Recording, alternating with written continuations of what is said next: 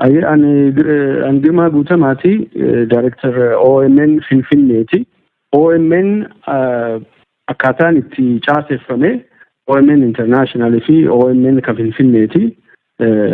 Ani fi hojjettootni na jala jiran 41 kan itti gaafatamummaa fudhannu waan stuudiyoo OMN Finfinnee jirurraa hojjennudha. Stuudiyoo OMN keenya Finfinnee kan jiru kuni damee adda addaa qaba. Fakkeenyaaf riippoortaroota Naqqamtee gara Wallaggaa kanaa hin qabnaa, Shaashamannee hin qabnaa, Roobee Baalee hin qabnaa, Harargee illee hin qabnaa, Harargee Diree Dawaa hin qabnaa. Walumaa galatti hojjettoota 41 qabna. So kanneen hoogganeetan dubbadha jechuudha. OMN gaafa biyya alaati Minisootaadhaa Finfinnee deebi'u damee isaa ka biyya alaa hin ganne stuudiyoon keenya ka Minisoota, ka Seattle, ka London, ka biyyoota adda addaa irra jiran akkuma jiranitti achuma akka turu godhanneetini asitti headquarter Finfinnee keessatti Oromiyaa hoogganu jechuudha. Akkasiin caaseffame. So amma kaaniin dubbadhu waa'ee hojii keenya ka Oromiyaa Itoophiyaa keessa qofa. So wanti ta'e maali? Guyyaa waxabajjii 29 artist Hacaaluu Hundeessaa ajjeesanii sa'aatii 3:00 dhageenye. Achiin duuba walii bilbilee gaazexeessitootni OMN kan Finfinnee kuni sa'a 8tti stuudiyoo deebine halkan keessa jechuudha.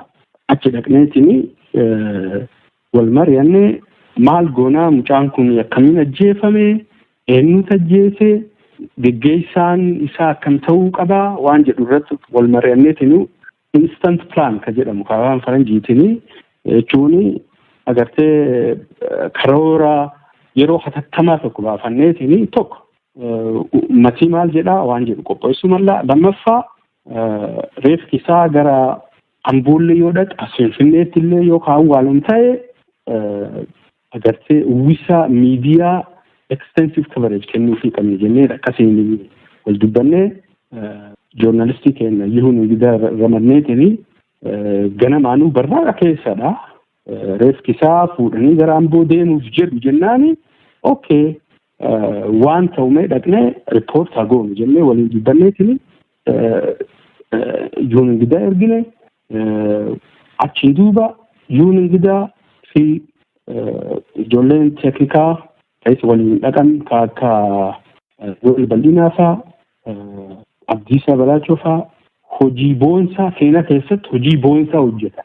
Artistiin suni ganama barraaqa san keessatti hospitaala Seent Paawul irra baasanii osoo namiin dhageenye gara Ambootti akka geessan.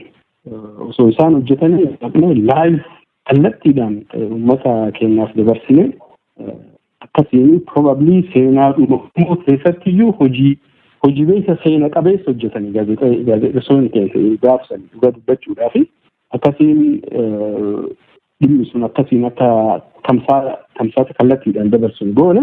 Akkiin duuba nu warri halkan sa'a 8tti seenne ganama sa'aatii 2 yookaan sa'a 1 fudhata keessa birriibii nu qabee achumaan baqa hedduu dadhabnee hin baane. Ijoolleen ammoo ganama regular jechuun yeroo hojii eegataniitiin dhufaniitiin biiroo seenan suni bittee poolisiidhaan qabaman jechuudha. Poolisiidhaan qabamanii hidhamanii turanii amma beekaa namuu intarneetillee jiru karaa wal dubbisnullee hin qabnu silkiillee irra fuudhan hin beeknu wal hedduu wal dubbisaan jiru gaazexeessota muraasa malee. So ijoollee kanneen hidhanii akka gadhiisan quban qaba. Garuu seriously nallee bitteenya godhanii na hidhanii na gadhiisanii mana kiyya dhufanii sakattaanii qawwee qabdeedhanii qawwee 6 maqaa OMN bahe eessa jira eenyu kenni jedhanii hedduu wakabaa guddaan akkaasaniitiin akkasiin gargar ba'ane. Achiin duuba benekas ba'e jechuun guyyaa ittaanu bajjii 30 biiroo keenya dhufanii sakatta'uu miti hin zarafan jechuu hin dandeenye. Wanni kompiitara nu qabnu cufa hundi isaanii jechuun danda'ama fuudhanii deemanii biiroo keenyallee hin saamsamanii yookaan hin cufanii haga guyyaa suniitii kunoo yoollee dhaquu hin dandeenyu gaazexeessotni keenya haaluma keessa jiranillee beekuu hin dandeenye jechuudha. Kan beeku ammoo akka hoggana tokko hundi isaaniitiif bilbiluu yaaliin ture tokko caaltuu tufootii ka guyyaa caaluu yookaan halkan keessaa ana waliin istuudiyoo keessa turte sa'aatii 8 halkan keessaa istuudiyoo deebinee seenne ganama gara mana ofii deemte achiin duuba vigilaante group yookaan duriyyeen beeyta nama dhaanuuf deemtu manni isii ka durii kireeffatte dhaqanii dhaanuudhaaf baangadhaan dhaanuudhaaf dhaqanii akka carraa ta'ee caaltuu maan taate torbaan tokko dura mana sanii jallattistee turte. Caaltuu nama nagaa qabdi bakka biraa jirti ammoo wanni ta'e maali guyyumsanii caaltuu dhaanuudhaaf ijoolleen boozalee ijoolleen duriyyee wal gurmeessitee dhaqxee isa silaa qaamisi ququrxuudhaaf agartee dhaanuudhaaf akkasiin niitiin isii mana keessitsuni bilbiltee warra akkanaatiif hidhaanuuf dhufee of eegii waan akkanaatiif jira asiin as jirta fe'anii dhufaniitini hidhabanii of eegeessee bilbilteef kanan isiidhaaf kireessu jechuudha. Kana qofaa miti guyyoo waariyoo ka caaluu waliin interview godhe maatii isaa ka nageenya Booranaa jiran makkalaakayaa ka National Defense Force jechuudha. Halkan keessaa halkan agartee dukkana keessa dhaqanii maatii isaa sodaasisanii namni shanillee akkidhan natti himee jira kaleessa. So gaazexeessota keenyarratti wakabaa akkana haala akkana ta'ee jirra jechuudha. Anilleen mana kiyya sakattaanii achiin duuba achii badee miliqee bakka dhibiin jedhama. Waan balleessine tokkollee qabu OMN uummata sabaaf sablammii waltii naqaa jedhan. OMN in fact mana sabaaf sablammiiti malee kan sabaaf sablammii waltii naquu miti. Kuni waan nu hojjechaa jiru waan nu hojjechaa turre kan nu godhaa turre cufa rikardii arkaayif keenya keessa namuu seeneetiin ilaaluu hin danda'a jechuudha. So haala akkasii ta'e jirra ammallee irra fiigee biyya obboleet kiyyaa amma tamsaasiin OMN itti fufee jira. Tamsaasni OMN kuni tamsaasa OMN internaashinaala kaa nu harkaa qabnuu miti.